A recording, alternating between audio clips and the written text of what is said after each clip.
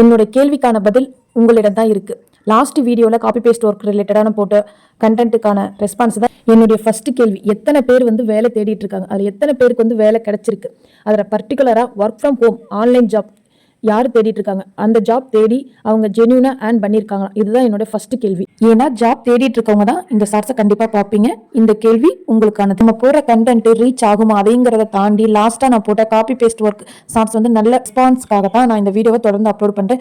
எத்தனையோ YouTube channel நம்ம social மீடியாவில் யூடியூப் சேனலை நம்ம ஜாப்காக சர்ச் பண்ணுறோம். அந்த ஜாப்ல நம்ம கரெக்டாக ஏர்ன் பண்ணியிருக்கோமா, நமக்கான ஜாப் கிடைச்சிருக்கா அப்படிங்கிறத நம்மளால சொல்ல முடியுமா? கிடையாது.